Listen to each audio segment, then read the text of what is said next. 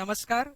Me assistant professor Deepak Gawade, SST college of arts and commerce तर्फे आजच्या या इयत्ता 11वी कला शाखेतील विषयांची तोंडओळख या सेशनमध्ये आपणा सर्वांचं हार्दिक स्वागत करतो.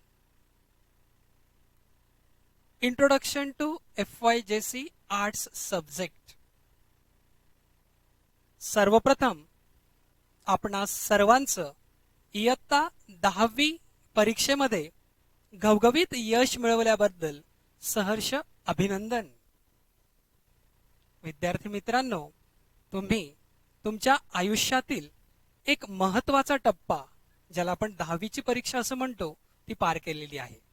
आता तुम्ही तुमच्या आयुष्यातल्या दुसऱ्या टप्प्याकडे आलेला आहात आणि हा दुसरा टप्पा आता तुमचा सुरू होणार आहे आणि तो म्हणजे तुम्हाला हवा असं वाटणारा तुमचा कॉलेज लाईफ आता सुरू होणार आहे.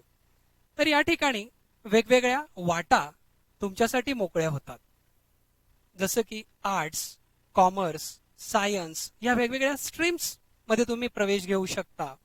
त्यासोबतच विविध डिप्लोमा कोर्सेसमध्ये तुम्ही प्रवेश घेऊ शकता. तर आजच्या या सेशनमध्ये आपण 11वी आर्ट्स यामध्ये प्रवेश घेतल्यानंतर कोणते विषय असतील त्याबद्दल माहिती मिळवणार आहोत.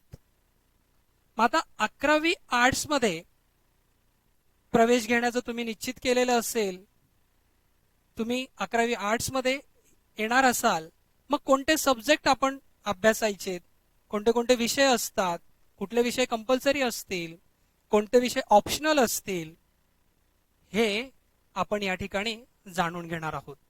चला तर मग जाणून घेऊया कोणते कोणते विषय 11वी आर्ट्स मध्ये अभ्यासायचे असणार आहेत. या ठिकाणी बघा, तुम्ही आता स्क्रीनवर बघत आहात अनिवार्य विषय म्हणजे कंपल्सरी सब्जेक्ट. इयत्ता 10वी पर्यंत सुद्धा तुम्ही इंग्रजी विषयाचा अभ्यास केलेलाच आहे, तर तो तुम्हाला आता 11वीतही करायचा आहे बरं का. तर 11वीतही तुम्हाला इंग्रजी विषय हा कंपल्सरी सब्जेक्ट असणार आहे. यानंतर जसं 10वी मध्ये तुम्ही मराठी, हिंदी या भाषा शिकलेला आहात, त्याच पद्धतीने या ठिकाणी द्वितीय भाषा मराठी किंवा हिंदी ही तुम्ही निवडू शकता. आणि आणखीन तुम्हाला या ठिकाणी एक ऑप्शन उपलब्ध होतो, तो म्हणजे इन्फॉर्मेशन टेक्नॉलॉजी. आता इन्फॉर्मेशन टेक्नॉलॉजी म्हणजे काय, तर कम्प्युटर तुम्ही सगळेजण जाणताच, तर कम्प्युटर विषयीचा हा सब्जेक्ट आहे, त्याची सखोल माहिती तुम्हाला या ठिकाणी मिळणार आहे. आता ऑप्शनल सब्जेक्ट विषयी माहिती घेऊया, ज्यामध्ये इतिहास, राज्यशास्त्र, अर्थशास्त्र, समाजशास्त्र, मानसशास्त्र, भूगोल, शिक्षणशास्त्र असे विविध पर्याय असतात. या पर्यायांपैकी तुम्हाला काही पर्याय निवडायचे असतात. आता हे पर्याय वेगवेगळ्या कॉलेजप्रमाणे वेगवेगळे असणार आहे. आणि त्यासोबत दोन आणखीन अनिवार्य विषय आहेत, जे आपण श्रेणी विषय म्हणून ओळखतो. आता वरती जे आपण 6 विषय बघितले त्यांचे तुम्हाला मार्क्स मिळणार आहेत, परंतु हे जे 2 विषय आहेत, ज्यामध्ये पर्यावरण आणि दुसरा विषय आहे आरोग्य शिक्षण, यामध्ये तुम्हाला श्रेणी दिली जाणार आहे. तर आता ही श्रेणी कशा पद्धतीने दिली जाईल, तर ते श्रेणी मिळवण्यासाठी तुम्हाला या विषयामध्ये विविध प्रकारचे प्रकल्प दिले जातील, काही प्रात्यक्षिक करावे लागतील आणि त्याचं सबमिशन झाल्यानंतर त्याचं मूल्यमापन होईल आणि त्याची श्रेणी तुम्हाला दिली जाणार आहे. तर मग आता आपण एक एक विषयाबद्दल आणखीन सखोल माहिती मिळवूया. चला तर मग सुरू करूया पहिल्या विषयापासून. पहिला विषय आहे इंग्रजी. तर या ठिकाणी तुम्ही स्क्रीनवर बघताय ते तुमचं इंग्लिश या विषयाचं जे कोर्स बुक आहे त्याचं मुखपृष्ठ आहे. आता या इंग्लिश विषयामध्ये तुम्हाला कोणते कोणते टॉपिक्स असणार आहेत, काय काय शिकायचं आहे, त्याबद्दल आपण माहिती घेऊया. जसं की 10वी पर्यंत तुम्ही इंग्लिशमध्ये प्रोज शिकलात, पोयम्स शिकलात, तुम्हाला ग्रामर होतं, त्याबरोबर रायटिंग स्किल्स होतं, तसंच या ठिकाणी असणार आहे. मग या ठिकाणी 11वीच्या या कोर्स बुक मध्ये तुम्हाला 6 प्रोज लेसन्स असणार आहेत, जसं की बीइंग नेबरली हा एक प्रोज लेसन आहे, ऑन द समिट हा एक प्रोज लेसन आहे, काही पोयम्स तुम्हाला अभ्यासायच्या आहेत, ज्यामध्ये 6 पोयम्स या ठिकाणी तुमच्या पुस्तकात दिलेल्या आहेत. त्यामध्ये चेरी ट्री, द सोवर अशा पद्धतीच्या पोयम्स तुम्हाला अभ्यासायच्या आहेत. नंतर रायटिंग स्किल्स, 10वी पर्यंत तुम्ही रायटिंग स्किल्सचा अभ्यास केलेला आहे. लेटर रायटिंग तुम्हाला होतं, एक्सपान्शन ऑफ आयडिया होतं. आता या ठिकाणी आणखीन तुम्हाला ब्लॉग रायटिंग आहे, email writing, film review, the art of comparing यासारखे टॉपिक्स तुम्हाला रायटिंग स्किल्समध्ये अभ्यासायचे आहेत. आणि जॉनर, यामध्ये लिटररी जॉनर, यात ड्रामा याबद्दल माहिती मिळवायची आहे. यामध्ये हिस्ट्री ऑफ इंग्लिश ड्रामा आणि ड्रामा पण आपल्याला शिकायचा आहे. यात तुम्हाला the rising of the moon हे ड्रामा आणि त्यासोबतच a midsummer's night's dream, and enemy of the people या ड्रामातले काही घटक आपल्याला बघायचे आहेत. हा झाला इंग्लिश विषय. नंतर दुसरा जो विषय आहे तो आहे मराठी. 10वी पर्यंत तुम्ही मराठी या विषयाचा अभ्यास केलेलाच असेल, तर तशाच पद्धतीने 11वीतही हा विषय आपल्याला अभ्यासता येतो. यामध्ये पाठ आणि कविता हे आपण पहिल्या भागात अभ्यासणार आहोत. यामध्ये 6 घटक आहेत, ज्यामध्ये आपण स्वतंत्रतेचे स्त्रोत, मामू या पद्धतीने घटक अभ्यासणार आहोत. दुसऱ्या भागामध्ये आपण आणखीन काही पाठ आणि कविता अभ्यासणार आहोत.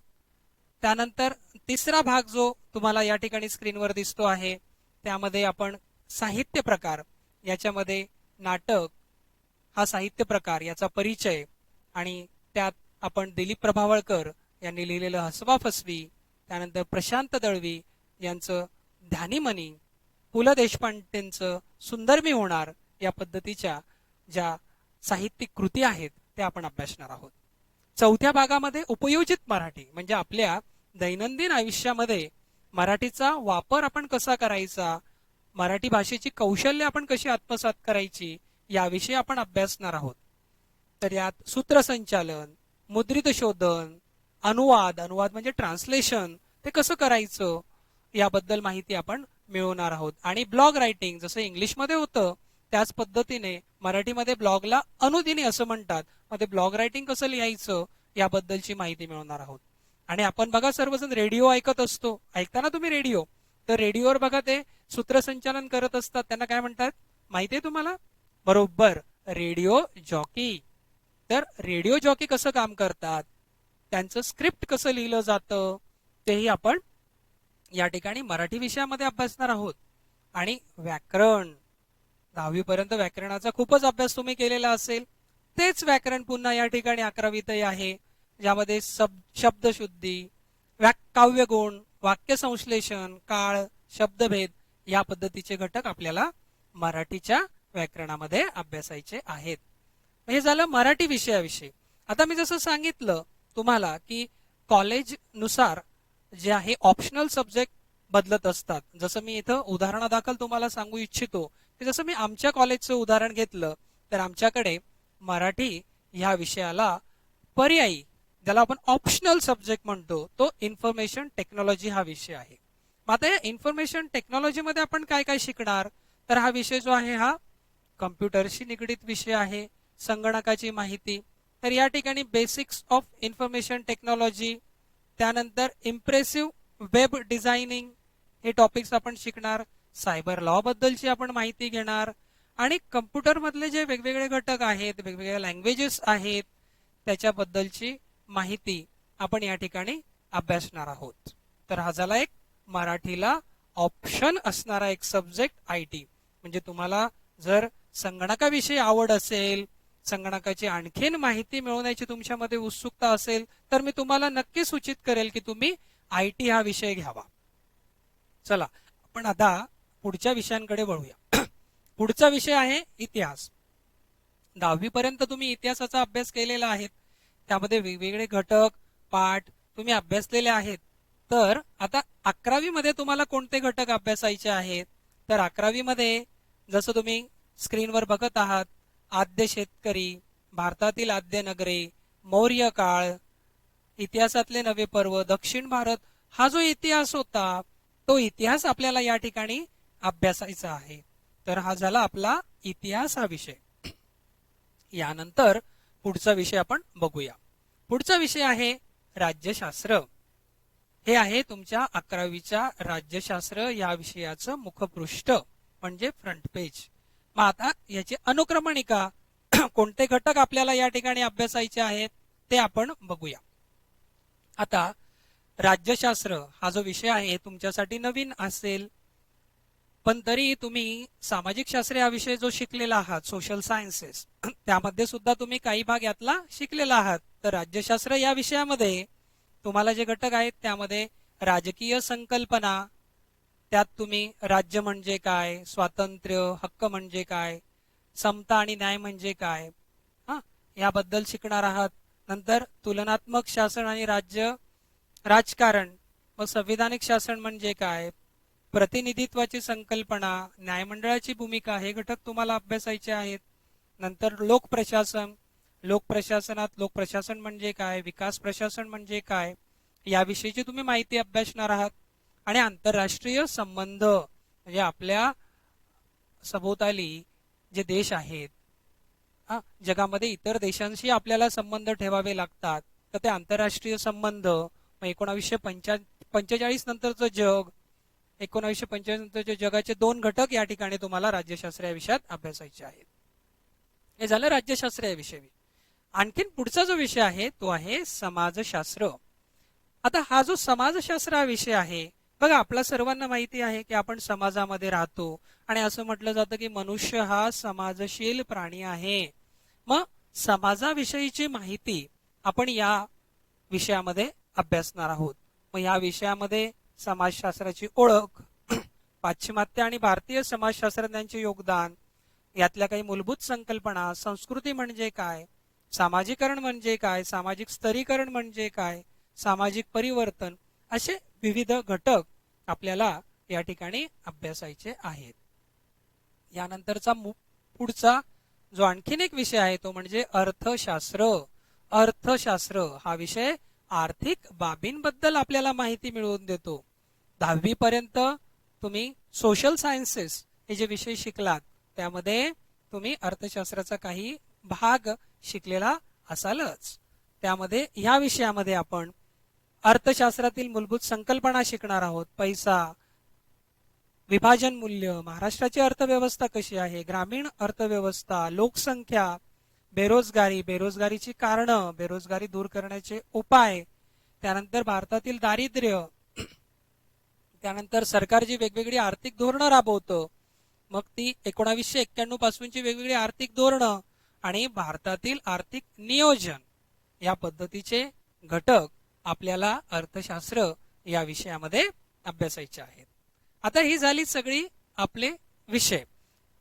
यामध्ये आपण वेगवेगळे जे विषय बघितले त्यात हे सगळे जे विषय होते यांच्या परीक्षा होणार, यांचे मार्क्स तुम्हाला मिळणार. आता पुढचा जो विषय आहे त्या विषयांची श्रेणी मिळणार असं मी तुम्हाला अगोदरच सांगितलं. तर मग त्यातला जो पहिला विषय आहे तो आहे पर्यावरण शिक्षण. बघा आज पर्यावरणाचा समतोल ढासळतोय, म्हणून आपल्या प्रत्येकाला पर्यावरणाची काळजी घेणं गरजेचं बनलेलं आहे. मग पर्यावरणाची आपल्याला माहिती असली पाहिजे, म्हणून पर्यावरण शिक्षण हा विषय 11वीच्या अभ्यासक्रमात आहे. आणि त्यामध्ये आपण पर्यावरण आणि शाश्वत विकास म्हणजे काय, परिसंस्था म्हणजे काय, त्याबद्दल जैवविविधता कशाला म्हणतात, या अंतर्गत विविध उपघटक अभ्यासणार आहोत. आणि या विषयामध्ये तुम्हाला प्रकल्प पूर्ण करायचे आहेत. तुम्हाला प्रकल्प दिले जातील, प्रात्यक्षिक केली जातील, ती तुम्हाला पूर्ण करायची आहेत आणि ती केल्यानंतर तुम्हाला त्याची श्रेणी मिळणार आहे. तर हा झाला पर्यावरण शिक्षण हा विषय. आणखीन एक दुसरा जो विषय तुम्हाला श्रेणीसाठी आहे तो विषय आहे आरोग्य व शारीरिक शिक्षण. बघा आजच्या या कठीण परिस्थितीमध्ये आपल्याला आपलं आरोग्य जर सांभाळायचं असेल तर त्या ठिकाणी व्यायाम करणं गरजेचं आहे, योगासनं करणं गरजेचं आहे. तर तुमच्या या 11वीच्या पुस्तकामध्ये त्याविषयीची माहिती दिलेली आहे की शारीरिक सदृढता, त्याचा विकास कसा करायचा, स्थूलता म्हणजे काय, निसर्ग आणि आहार. आपल्याला आरोग्य जर चांगलं राखायचं असेल तर आपला आहार खूप महत्वाचा असतो आणि निसर्गाशी आपण समतोल साधला पाहिजे. तर कशा पद्धतीने आपण आपला आहार घेतला पाहिजे. योगासनं खूप महत्वाची आहेत. तर योगासनं, त्या विविध योगमुद्रा याच्याबद्दलची माहिती, त्याबरोबर ज्या खेळामध्ये विविध दुखापती होतात त्याबद्दलची माहिती, खेळामध्ये कुठल्या कुठल्या व्यावसायिक संधी आहेत. बघा, आज खेळाला खूप अनन्यसाधारण महत्त्व प्राप्त झालेलं आहे की तुम्ही बघत असाल की विविध प्रकारच्या स्पर्धा राष्ट्रीय आंतरराष्ट्रीय स्तरावर होतात. केंद्र सरकारने सुद्धा खेलो इंडिया नावाच्या स्पर्धा आयोजित करून विविध खेळांना प्रोत्साहन दिलेलं आहे.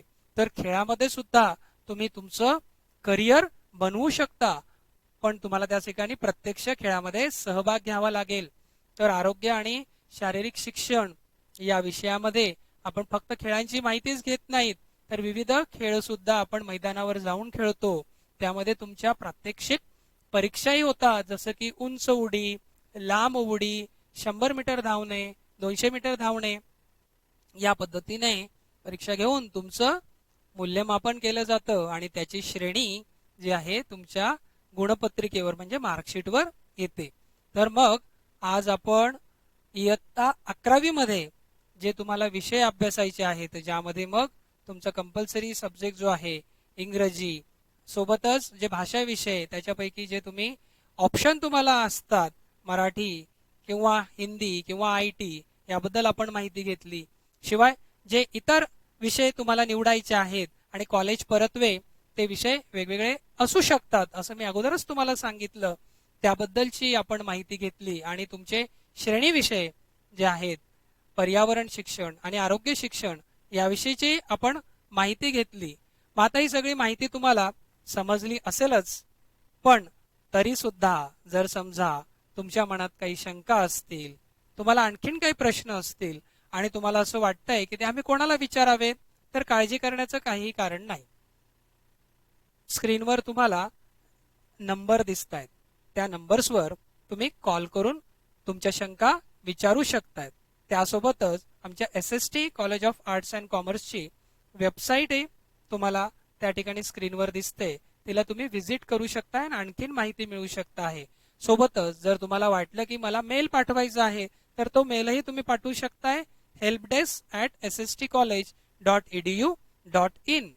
आम्ही तुमच्या सगळ्या शंकांचं निश्चितपणे समाधान करणार आणि तुम्हाला तुमच्या भावी आयुष्यासाठी निश्चितपणे आम्ही मदत करण्यासाठी सदैव तत्पर असणार आहोत. तर आजचा हा कार्यक्रम तुम्हाला आवडला असेलच. आणि अजून मी तुम्हाला या ठिकाणी एक गोष्ट नमूद करतो की ही फक्त विषयांची तोंड ओळख झाली, तर मग आता पुढे येणाऱ्या सेशनमध्ये वेगवेगळे जे विषय आहेत त्या विषयांच्या घटकांबद्दल आपण माहिती देणार आहोत. तर सदैव आमच्यासोबत राहा, आमच्या YouTube चॅनलला सबस्क्राईब करा, शेअर करा, लाईक करा आणि तुमच्या इतर मित्रमैत्रिणींनाही सांगा आणि त्यांनाही याबद्दल माहिती द्या. आजचा हा कार्यक्रम तुम्ही या ठिकाणी बघितलात, शांतपैकी तुम्ही मस्त सगळे ऐकत होतात, त्याबद्दल तुम्हा सर्वांचं धन्यवाद, आभार, धन्यवाद.